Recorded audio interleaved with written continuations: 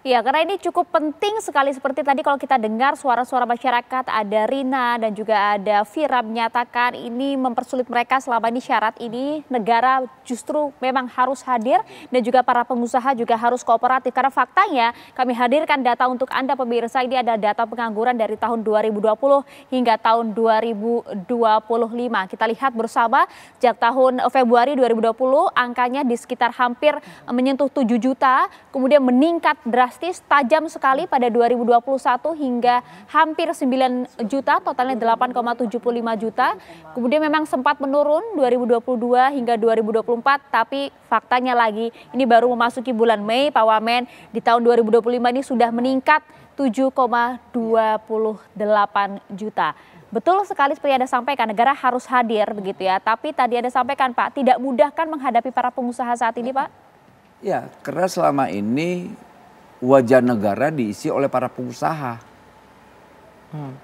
Ya akhirnya mereka bikin regulasi ya sesuai keinginan mereka. Nah hari ini tidak. Negara ya dengan wajah negara hari Anda ini. juga sudah sempat menjumpai beberapa pengusaha dengan kasus-kasus kemarin.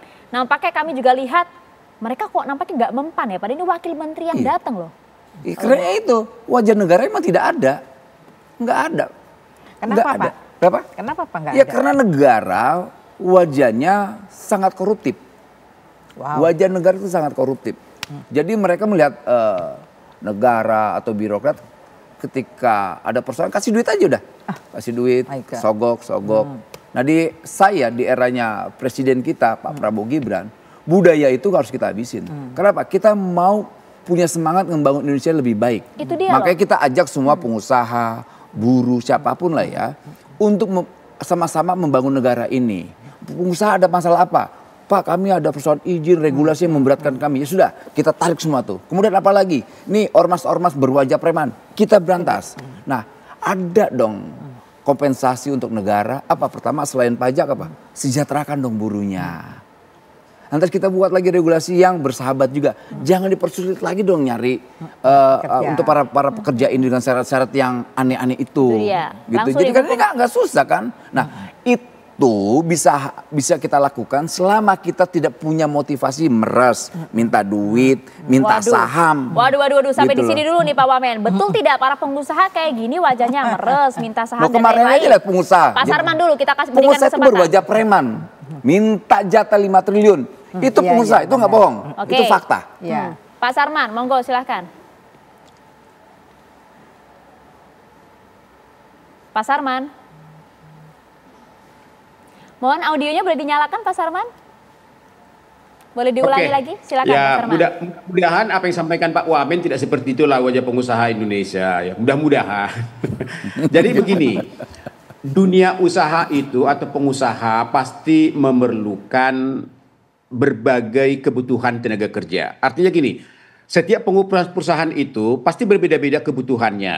Karena memang kita lihat bahwa sektor usaha ini kan banyak sekali. Industri aja ragamnya banyak, jasa ragamnya banyak dalam hal ini. Nah, sehingga memang kalau ini nanti mau diatur, tentu memang ini harus melibatkan pelaku usaha supaya nanti tujuannya betul-betul mampu memberikan kesempatan lebih luas kepada pencari pekerja, bukan malah mempersempit dalam hal ini. Nah, ini diatur.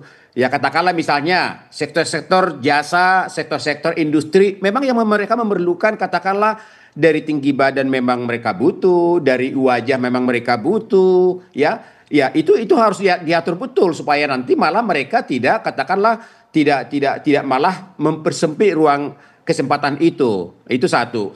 Kemudian yang kedua, Maria, ini sebenarnya udah pernah digugat juga oleh pekerja dan bulan awal Januari kemarin itu udah ditolak oleh MK bahwa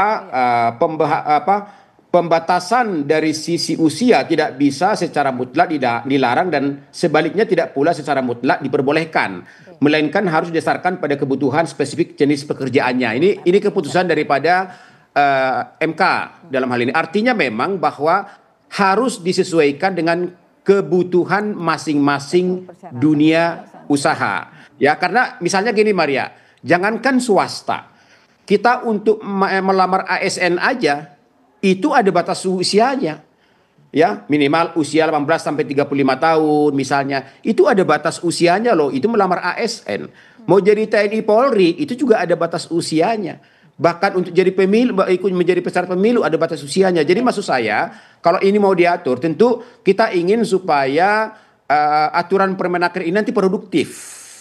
Artinya kita atur sektor-sektor tertentu yang berpeluang untuk katakanlah memperlakukan itu gitu loh. Jadi supaya apa? Supaya betul-betul Permenaker ini nantinya mampu menjawab apa yang disampaikan oleh Pak Wamenaker tadi, yaitu agar kesempatan itu terbuka lebar untuk semuanya. Itu.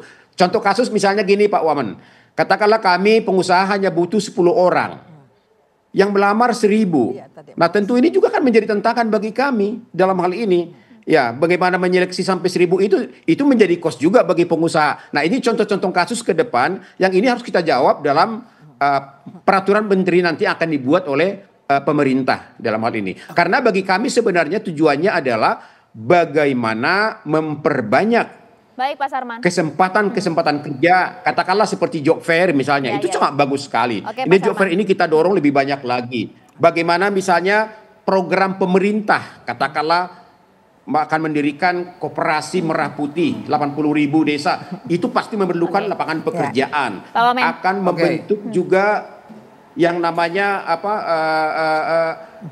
makan bergizi gratis. Pak Wamen ingin menanggapi Pak Sarman, boleh Pak Sarman? Silakan. Ya, ini Pak Sarman, kalau dibilang kenapa TNI Polri, itu beda, itu buat keamanan negara. ASN juga tadi ASN juga buat keamanan negara. Loh, negara ini harus ada yang ngejalanin republik ini ya. ASN itu para birokrat itu, dan TNI yang ngejaganya, keamanan polisi. Ya kan mereka harus kekhususan, nggak bisa tidak. Tapi gugatan kan ditolak oleh MK. Bagaimana? Nah makanya kita mau gugat lagi nanti. Kita harus menjelaskan makanya.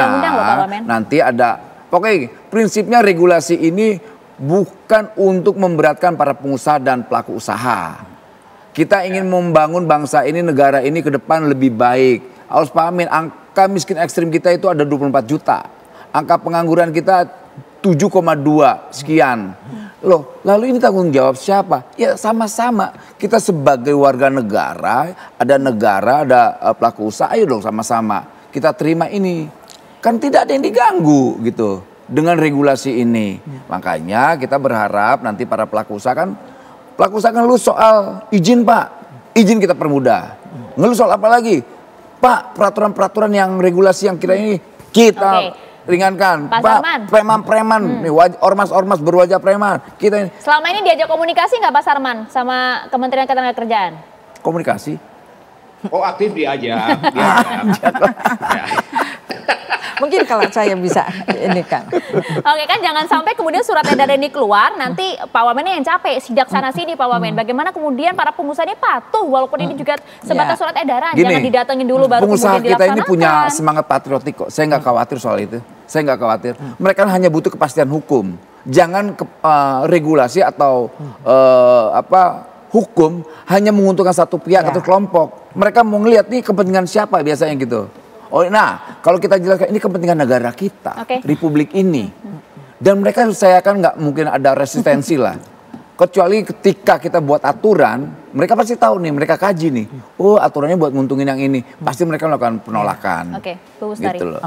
Nggak, kalau saya melihat tadi apa yang dikatakan Pak Wamen maupun Pak Sarman, bahwa sebenarnya ada titik temunya, ya dalam artian tadi dikatakan bahwa kalau untuk jabatan tertentu, pekerjaan tertentu boleh. Ya, ada misalnya good looking gitu ya. Nah, tapi kalau jangan dibuat hantam promo, generalisasi tapi semuanya kan maunya Pak Wamen begitu. Maunya pemerintah begitu. Pak Wamen juga tadi mengatakan kalau untuk tugas tertentu. Kan gini. Ya, jadi regulasi itu harus menjadi standar kita gitu. Nah, hari ini kan tidak ada. Jadi pelaku usaha itu atau pengusaha ya bikin aja semaunya mereka. Kenapa regulasi nggak ada? Ada standarnya nanti ya Bu ya? Iya harus. Jadi menurut saya sih dengan ada kita berbicara seperti ini, ya kan berdiskusi, maunya gimana sih ya supaya juga tidak memberatkan bahwa yang namanya pramugari kok pendek-pendek kan nggak mungkin gitu ya. Nah hal-hal yang kayak gitu juga bisa disampaikan. Terkait dengan aturan undang-undang tadi? Bagaimana? Terkait dengan undang-undang tadi? Ya, yang terkait dengan tadi undang-undang sebenarnya kan juga kita juga udah harus mengikuti DEI. Ya, tadi masalah ya adanya diversity, keragaman ya semuanya kita bisa terima. Yang sekarang ini ya sorry to say kadangkala gender itu juga ya menjadi masalah. Masalah menikah tidak menikah juga jadi masalah. Padahal kalau sejauh orang bisa melakukannya kenapa tidak? Gitu ya. Bahkan disabilitas tertentu sebenarnya juga nggak apa-apa. Negara sudah memberi ruang buat kawan-kawan disabilitas. Jadi itunya mungkin kita lebih sit and talk deh. Ya, sama pengusaha supaya tahu gimana sih sebenarnya worried-nya ya para pengusaha. Kalau Ibu dan melihat maksudnya sebenarnya ketakutannya apa sih para pengusaha ini? Takutnya satu, nanti kebanyakan semua pada ngelamar ya. Jadi nggak chaos, terus kemudian juga biayanya jadi lebih banyak kalau untuk seleksi ya kan. Itu juga kerjaan ya. Mereka juga nggak mau kalau bisa langsung aja deh dari rekrutmen udah langsung dapat, padahal kan nggak begitu. Oke, banyak juga yang bilang memang para pengusaha ini maunya yang fresh graduate aja nih, yang bisa dibayar murah. Ada yang bilang gitu bisa tuh. Bisa begitu juga. Emang begitu ya? modusnya. Bisa begitu. Modusnya begitu. Pengusaha-pengusaha yang nakal ya, tapi ya nakal ya. Bukan Pak Sarman pasti ya? Bukan, di Apindo itu bagus-bagus. Bagus. Kalau yang banyak pelaku usaha nakal banyak. Tapi yang di Apindo enggak. Di anggota Pak Sarman tuh bagus-bagus. Kita kan ngecek semua. Oke, tapi bagaimana Pak Sarman Anda melihat hal ini? Memang banyak loh ternyata para pengusaha yang modus-modusnya ada aja. Akal-akalan di belakang ada saja Pak Sarman. Ya artinya gini, itulah mungkin yang perlu diatur nantinya dalam Permenaker yang akan kita buat bersama. Makanya kami sangat berharap nantinya Pak Wamen supaya nanti juga kami dilibatkan atau diminta masukan ya supaya produktif di lapangan untuk mengantisipasi ya apa yang dikhawatirkan oleh Pak Wamen tadi. Jadi ya kita nggak tahu, kita kan dari Apindo juga kan nggak mungkin juga bisa melihat semuanya. Tapi siapa tahu Pak Wamenaker melihat ada praktik-praktik seperti itu, ya kita bikinlah aturan-aturan, tapi juga jangan yang kaku gitu loh. Jangan sampai mempersempit ruang itu, tapi bagaimana jangan sampai ada diskriminasi lah dalam hal ini. Di luar tadi kebutuhan-kebutuhan tertentu tadi. Kalau memang itu kesempatan bisa, kenapa enggak? Karena Maria bagi pengusaha juga jangankan yang batas usia, yang penyandang stabilitas juga dipekerjakan kok dalam hal ini kan. Itu juga sudah merupakan bagian daripada amanat undang-undang pemerintah dalam hal ini. Nah sehingga memang kami sangat berharap bahwa masalah pengangguran ini tugas kita bersama. Pemerintah membuat regulasi yang baik, pengusaha menjalankan dengan baik, sehingga kita harapkan bahwa lowongan pekerjaan semakin banyak, angka pengangguran semakin menurun, angka kemiskinan semakin menurun, sehingga kita harapkan nanti akan bisa memberikan kontribusi terhadap pertumbuhan ekonomi kita yang lebih baik gitu. Semangatnya udah sama ini. Ini usaha itu kan sederhana. Ya udah kami usaha jangan diganggu usaha kami, jangan diperas-peras, jangan dibikin regulasi yang memberatkan. Kemudian dan lain-lain lah. Makanya hari ini negara itu hadir untuk para pelaku usaha dan kita juga berharap pelaku usaha bisa menjaga yang namanya kesejahteraan buruhnya dan pekerjanya kan imbang kan. Nah itulah tugas negara. Nah kenapa saya selalu menyampaikan negara itu harus hadir. Bentuk hadirannya apa? Dengan regulasi. Tapi kenapa negara harus ini memaksa? pasti akan dijadikan peraturan menteri kan? Tidak hanya surat edaran. Itu nanti ujungnya menjadi permen.